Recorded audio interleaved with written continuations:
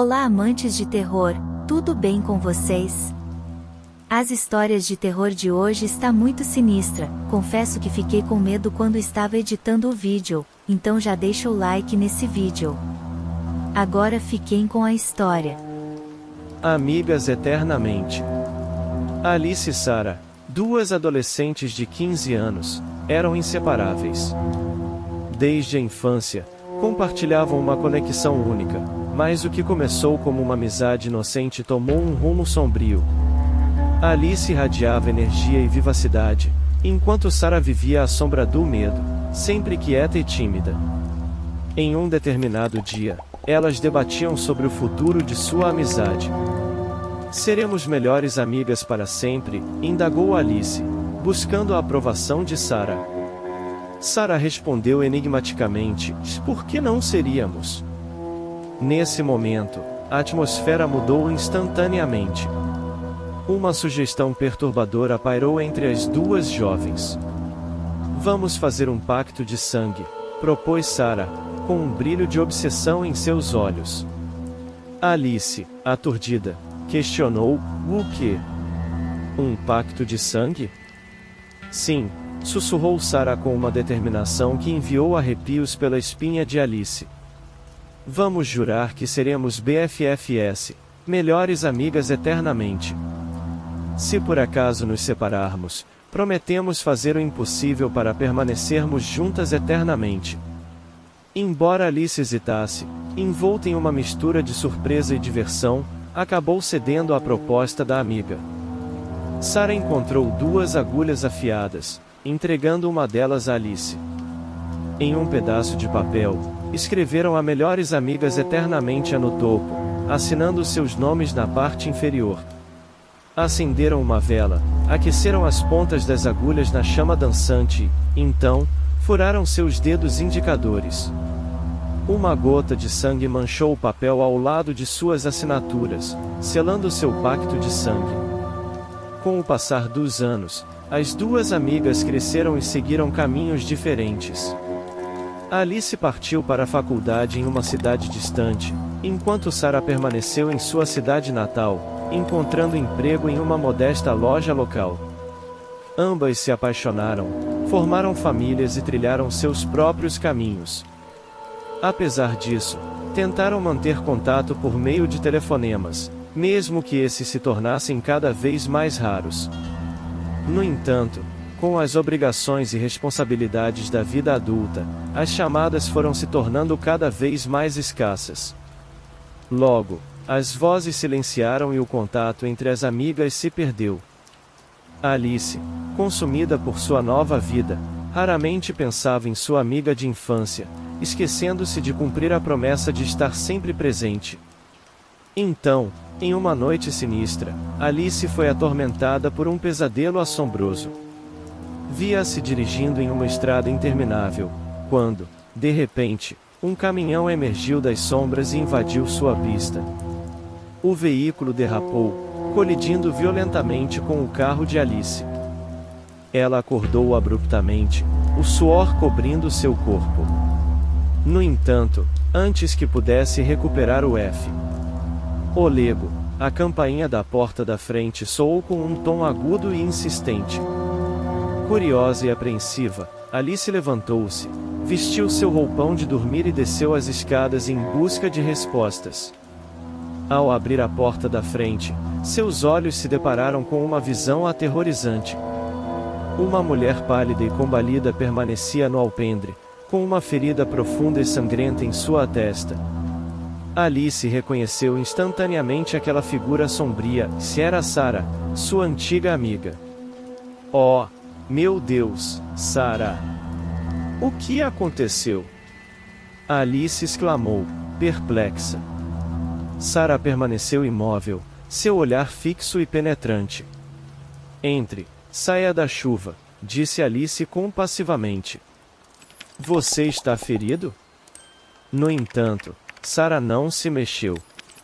O que há de errado, Sarah? Alice implorou, sentindo um arrepio percorrer sua espinha. Houve um momento de silêncio até que Sarah sibilou com uma voz estranha.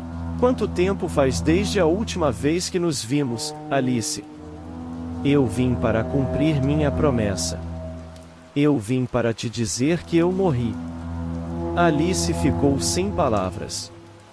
Sarah levantou a mão e apontou o dedo indicador sangrento para Alice, uma gota carmesim pingando. A vida nos separou, Sarah continuou com um tom sombrio, mas estaremos juntos na morte. Estarei esperando. A mente de Alice sucumbiu ao horror e ela desmaiou, caindo no chão. Quando Alice recuperou a consciência na manhã seguinte, ela se viu deitada na cama ao lado do marido. Ela esfregou os olhos, tentando. O motorista. A partir desse momento, a vida de Alice se transformou em um pesadelo sombrio. Seu apetite desapareceu, seus deveres como mãe foram esquecidos e ela perdeu todo o foco em seu trabalho. Todas as noites, ela era assombrada pelo mesmo sonho aterrorizante. Ela acordava com o som da campainha tocando freneticamente. Ao abrir a porta, lá estava Sarah, apontando com o dedo sangrando para Alice. E ela repetia sempre as mesmas palavras: estarei esperando. Todas as manhãs, Alice acordava com o corpo coberto de suor frio. Seus lençóis estavam manchados de sangue e uma dor aguda ecoava em seu dedo. Quando ela olhou, seu dedo estava encharcado de sangue. Seu marido, confuso e desamparado, tentou buscar ajuda médica e psiquiátrica para Alice, mas nenhum especialista conseguiu encontrar uma explicação para sua condição. O estado de Alice só piorou. Em seus pesadelos, Sarah começou a aparecer ao lado de sua cama, apontando para ela com o dedo ensanguentado. Uma noite, o marido foi acordado por um barulho terrível de vidro se estilhaçando. Ele correu para o banheiro e descobriu que a janela estava quebrada. Olhando para fora, ele encontrou Alice caída na calçada, com os membros torcidos em posições inimagináveis. Horrorizado, ele correu apressadamente para fora pela porta da frente. Uma poça de sangue cercou a cabeça de sua esposa. Ao lado dela, na calçada, alguém havia escrito com o próprio sangue: melhores amigos para sempre. A cadeira amaldiçoada. Na Coreia do Sul, onde os tormentos acadêmicos são uma realidade cruel, havia uma garota coreana cujos pais se tornaram carrascos impiedosos.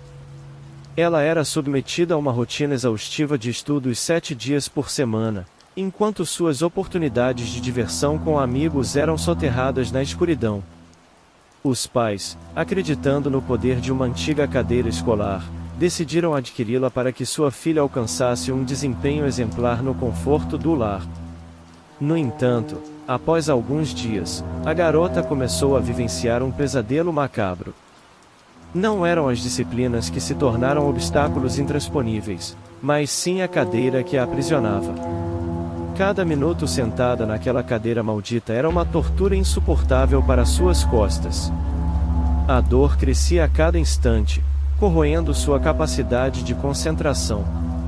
Suas notas despencaram como almas perdidas, e a angústia se instalou nos corações dos pais. Desesperada, a mãe levou a garota a inúmeros médicos, mas nenhum deles encontrou uma explicação para aquele tormento. Atribuíram a dor ao peso do estresse que a afligia.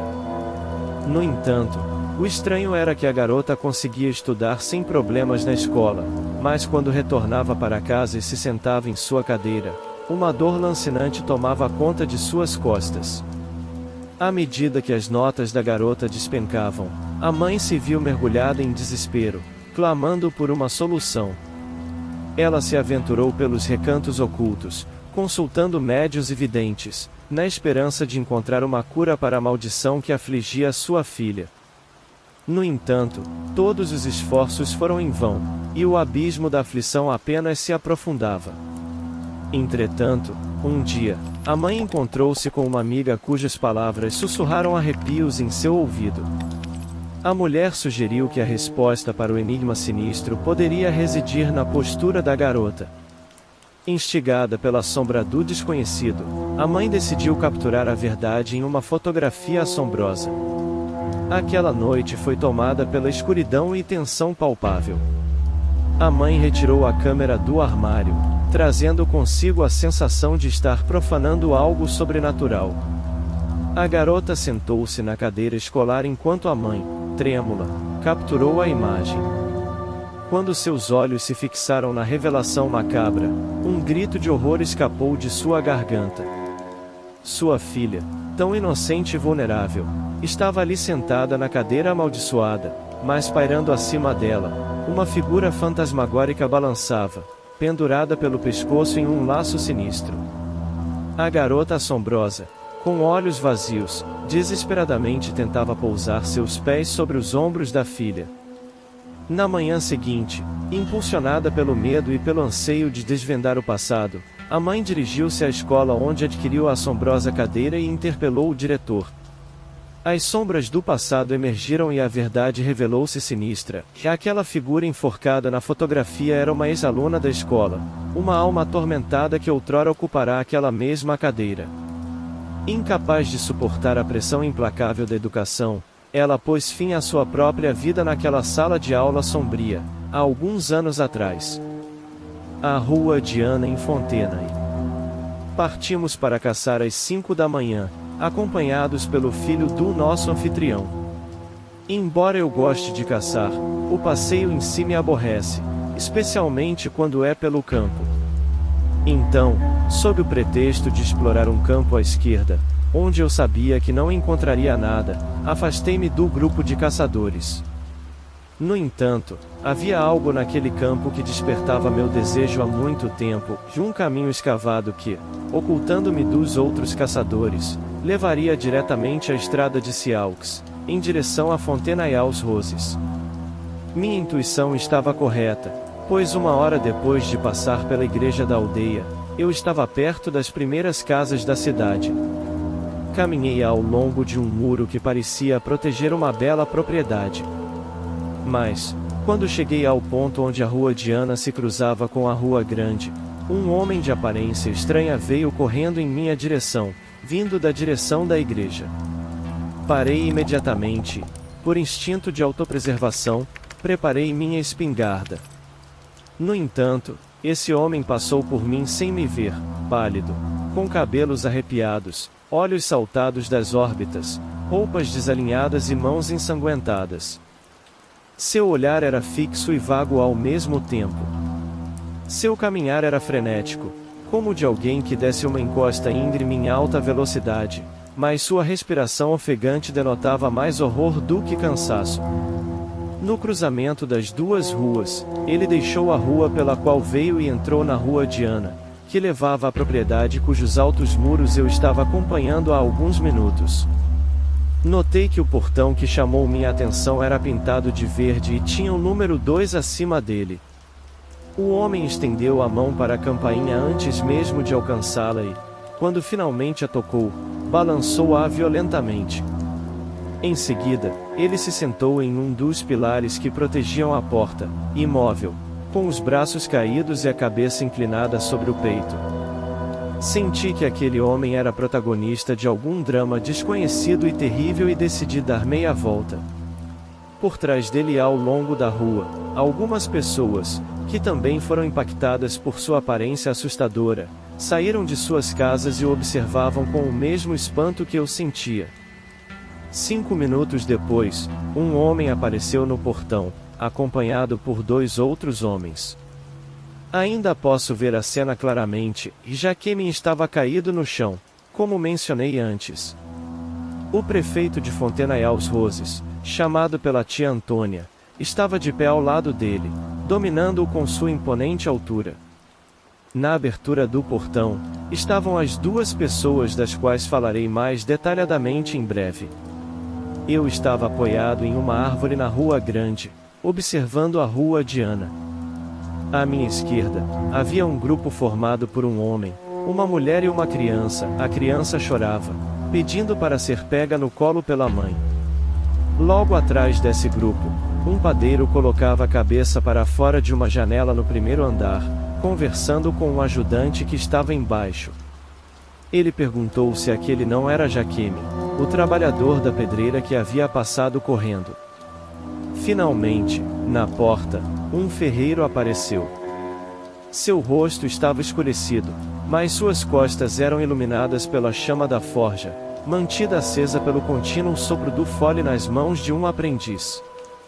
Tudo isso estava acontecendo na Rua Grande. Quanto à Rua Diana, onde ocorria o principal evento que descrevi, ela estava vazia.